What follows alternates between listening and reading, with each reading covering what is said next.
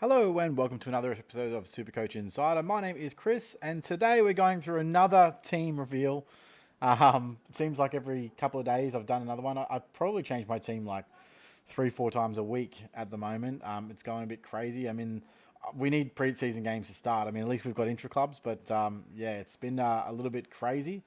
Every day there's some new information that comes out that just prompts me to make some slight alterations to my team. So I thought I would go through another way of what I'm looking at doing my team. So I did go a little bit mid-pricer heavy earlier in the week, and I've sort of got a good balance, I think, with this team in terms of what I'm trying to do. This team is going to be more based around what I like to call the JP method, which I've trademarked myself. So for those who don't know JP won Supercoach 2 years ago. And we did an analysis last preseason, in regards to his team, in regards to how it was structured, what his team ended with, and how he managed to get ahead with a team that was capable of winning. So, although obviously things have changed, rule changes, more trades, etc. Ultimately, I think it is a good way to structure your team, and so that's what I really wanted to go through today and explain the methodology behind it. Now, before I do get into that, I will apologise. I haven't been able to get onto the other pods with the lads. I'm actually going on a cruise today, which is why I want to do this quick little quick little video. And so for the last 3-4 days, we've just been frantically getting the kids organised and packing and all that sort of stuff. And I've been on actually 9 cruises, and this is my 10th. And this is the first one with kids, so the last ones were really, really easy to organise, and this one's obviously just that little bit harder. So organising other people as well as just myself. So been really struggling to get online with everyone else and allocate the time. So I do apologise for that. But the lads have been carrying it a little bit, and thanks for DR for jumping on the podcast the other evening as well. All right. So basically, the theory behind the JP method is quite simple. We analysed this team and we realised that of these starting premiums, he only held 8 for the entire season. Others, didn't quite hit, or he traded to someone else, or potentially got injured, or whatever it may be. So the theory behind this is basically pick 8 premiums that you are pretty much guaranteed are going to be top of their lines. Then from there, you pick value. So it's a little bit of an interesting way of doing things. You may not necessarily end up with 12 traditional premiums like you normally would have, but it gets pretty close, and it's you do have all of the best players in that team, and I think that this is actually quite well-rounded version of that. So I will go through the team and select them as we go. Now in this team, obviously, so who's going to be top of their line? Nick Dacos is 100%, in my opinion, probably going to be D1, maybe even M1. Who knows? But he's obviously got a lot of scope. Now, obviously, I do know, and on previous videos you would have seen, I understand the not picking Nick Dacos thing, and he's been in and out of my side literally all preseason. I still can't firm whether or not I definitely want him, but right now he is. I'm skipping Sicily at the moment and just going with Tom Stewart, so another high-end premium. So what I'm going to do is just go through the 8 that I think are definitely top of their line this season, and then from there we pick value. All right, so moving on to the midfield. Who's going to be top in their midfield? Definitely Bont, obviously. And so I think this may be the first or maybe second time that he's made an appearance in my team this year. It's not a value selection by any stretch. It's obviously an overspend, but is he probably going to be in the top 3 midfielders? I would be flabbergasted if he wasn't. So picking Bont makes a lot of sense. And then other guys. Now, these 3 other guys I'm picking because I believe that all 3 of them have the potential to spike up to M1. And that is Zach Butters, LDU, and Tom Green. So Tom Green makes his first appearance in my preseason teams. Now, why Butters? So I did some analysis the other day. Zach Butters in games where he had over 60% CBAs averaged 121.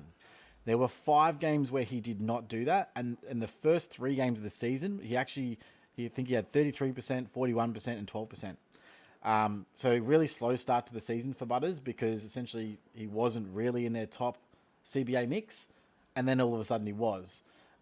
He also in rounds 18 and 19 went sub 60. I think he had 50% and 58% or something like that. Those were the only 5 games that he actually went under 60% CBAs. So of those games, he averaged 87, and for the rest of them, he averaged 121. So the scope for Butters to go 120 plus is if he averages 60% CBAs for the season, he really should, or maintains that level above 60%, he really should be a 120 plus Supercoach scorer. And from all the reports from Hinkley and how he's talking about Butters, it seems likely that that's the case. The one thing against Butters is obviously he loves to throw himself in the contest and he can get contact injuries and get injured and things like that. But last year he obviously played all 23 games. So let's fingers crossed that he can do that this year and edge up to that 120 plus platform. LDU on the back end averaged 131. Again, another scope to be an M1 contender. Obviously his body is the issue, but a lot of his injuries last year were a little bit weird. So he got injured on his bodyboard late in the year and injured his foot. There wasn't really like, correct me if I'm wrong, but I don't think it was like soft tissue or anything like that. He's just like, is he unlucky with injury? I'm not sure. But he's got the scope and the role to be able to do it. And then Tom Green. So Tom Green has all the statistical advantages to be able to be an M1, but just may not have strung it all together. His only real downfall is his efficiency at the moment. He gets the ball, he gets a high level of contested possessions, he's got a great role. The only thing he really needs to polish up is his disposal. And on the back end of last year, I think he went 125 plus again. So another one that has M1 potential. Now, there are obviously others in this list, but these are the guys that at a good value price that I think can all go M1. Obviously, Petraka can do that, especially if Oliver's not there. Laird, I'm sort of in and out. I don't really love Adelaide's midfield right now. I don't know what's going on there or if it changes. And that's the thing. Like, I think in season, Adelaide's midfield can change at the drop of a hat. Merritt seems to always be a one that you can pick him up later. Like he'll have a bit of a dip and then he'll pick back up. Around. I think he has a really great run of home games. I want to say from like round 7 or 8 onwards. So it's probably best to try and pick him up around then. Libba could still be around that mark. He obviously had that. I think he had an injury on 20 or something like that late in the season to drop his average. So he could be one to push that. I don't think Dunkley can push the 125-ish heights that I think he can if there was no Neil in the team. And so the others are, Goulden potentially.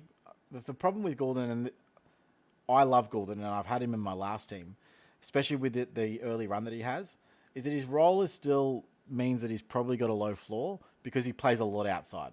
Now, have we ever seen a winger become N1? No. So he needed to work on his inside game and get more CBAs. I think he only averaged 36% CBAs for the season, which is incredibly low for someone who can average 111. But obviously he's damaging by foot, and he gets his points from transitioning the ball up the ground. So Brayshaw, I don't think he's got M1 potential, but he's definitely got top 8 potential. And that sort of rounds out the guys that I think could be that sort of 120 plus scorers. But we'll move on to the ruck. So in the ruck line, in terms of who do I think could be one, obviously there's, I think English and Marshall could both be potentially one, but Gawn could also be one, right? So I've got Gawn in here as that. And then the forward line, especially with the news that came out today. So Sam Flanders was on the Traders pod, and he mentioned his role is going to be essentially the same as it was at the back end of last year, where I think he averaged 108 from memory. But with more mid-time, which is incredible. So he should have a better role than what he did last year, and he could potentially even average more. So it looks likely that Flanders is going to be F1 for the season, which is great. So there's your 8, right? So 1, 2, 3, 4, 5, 6, 7, 8. These guys I'm all pretty confident are going to be top in their lines.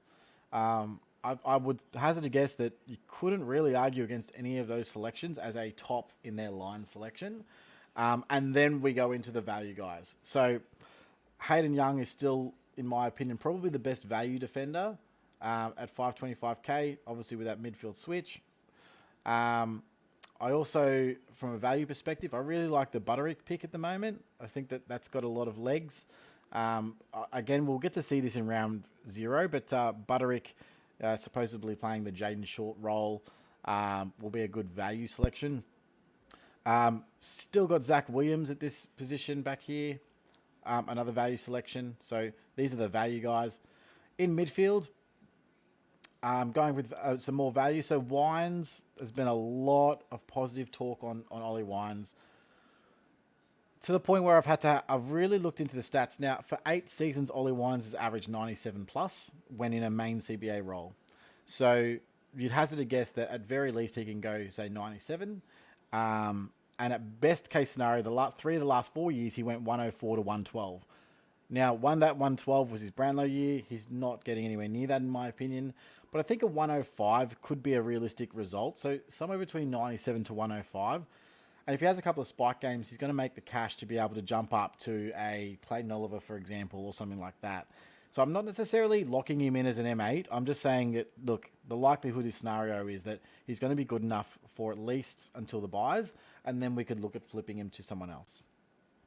And the last one is Cam Guthrie. And for the same reason, obviously, Geelong's midfield has taken a bit of a hit of recent years. He was injured most of last year.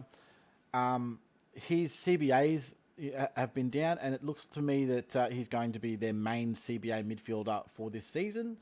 Now, Dangerfield said that he'd come back and he was the best trainer, especially earlier on, came back better than anybody else, which is fantastic news. He averaged 113 his best year, I think it was 2 years ago. And then I think it was like 105 in another year. I think that he can probably do somewhere in that realm again, say a 105 average. So similar to Wines, I'm not looking to Guthrie to be a keeper. I'm looking for him to make 100 grand, 130 grand or whatever like that, and then stepping stone up to an Uber premium. So yeah, Guthrie comes in there as another value selection. Moving into the ruck, obviously the value selection is not going to change. Brodie Grundy. So you can still fit Grundy in a team like this. And then forwards, in the forwards with the value selections, these really haven't changed. So I'm still running with Fife. Harms is just gathering more and more legs. He's up to 16% ownership. He looks like a guy that's going to get quite a lot of inside minutes and time on the half-forward flank as an extra midfielder coming up the ground. Kicked 4 goals in the intra-club. There's a big report out on him saying, yep, he's been training inside mid all pre-season. So it'll be interesting to see how much he gets. But I think if he was to get around 50% CBAs, he's going to average somewhere between 85 to 95 at a minimum, and potentially even a little bit more, which means he might even be a keeper, but I'm not holding my breath. Again, more of a stepping stones pick, but happy if it becomes a keeper. Outside of that, moving on to the next one. Let me just have a quick squeeze on my phone. Yep, cool. So this pick is going to be dependent. So I'm either going to go with Jack Billings here. Obviously, we've been pretty hot on preseason. Well, the other one that's sort of come with a bit of a thunder is Charlie Comben, and I'll talk a little bit about him. But essentially, Charlie's been playing in match sim behind the ball. He's been at some stages taking kickouts as well, and he's been switching between an interceptor role and a lockdown role. Now, depending on his role in the preseason and how it shapes up, he could be a lock at his price. We all know that essentially cheap forwards that move behind the ball can score quite well, especially if they get a kick-out role, and he's no different. So keeping an eye on Charlie Comben, but at the moment I'm going with Billings in this spot as the value selection. And there sort of rounds out the value guys. So essentially you've got your eight Uber premiums, and then your value selections. You'd probably call Young another premium. You'd probably call Grundy another premium. So you've got your sort of, let's say, 10 premiums. And then you've got your mid-price selections in Buderick and Williams. You've got Wines and Guthrie. And then you've got Fife, Harms and Billing. So a really good spread of premiums and mid-prices to take advantage of the value and the 40 trades this season. And then we go with the rookies. So by all reports, Caulfield's kind of leading the race here to be an on-field selection. Looks to be ahead of Bukakarmis in that defensive 50. Has the runs on the board. If his body stays healthy, it looks like he's going to be quite good down there. Still got Marty Hoare. Don't know how he's going in terms of being able to secure a best 22 selection. But we obviously know he's a proven scorer. So until that happens, we're just going to hold him there. And Zach Reed, who obviously has an opportunity down there at the Dons finally, after being injury riddled for the past couple of seasons. You still have the main mid rookies here. So you've got McKercher, who is absolutely lighting up the track still, and Sanders, of course. So both of those guys look like relocks for round one, and potential for really great on-field scoring. On the bench, still have Jeremy Sharp, who's secured even more of a starting berth with the news that Heath Chapman has gone down with a hamstring injury that's out for at least 10 weeks. So he will be out to miss the start of the season. Jai Clark, again, there's been a lot of raps on him in his preseason. Whether or not he does get a run or is the 23rd man might determine if he starts in my team. And Clay Hall, who seems to be firming for a round one debut as well. Now, from here, now usually I'd go with Sweet here, but it looks like Soldo's overtaken Sweet in the number one ruck role, which is what I said in the last video. It looks like he may not get it. And if that's the case, I'm just going to go with Livingston and get that ruck forward swing. And the plan for this would be to target Luke Jackson as the first upgrade round 5. And that way he can cover Grundy in round 5 and Gawn in round 6. That would be the plan. So you upgrade one of these forward mid prices to Luke Jackson. Hopefully Luke Jackson comes down in price because he'll be rucking with Sam Darcy early and maybe only averaging, say, 85 to 90. Bang, pick him up at a fairly decent price, sub 500k, and then he can cover those two, gain, let's call it 80 points minimum over those 2 weeks, right? In the forward line, so of course, Harley Reid, pretty obvious decision still. Don't know what his output's going to be like. He's had a bit of a, I would say, monitored preseason, but obviously still turning heads, which is good.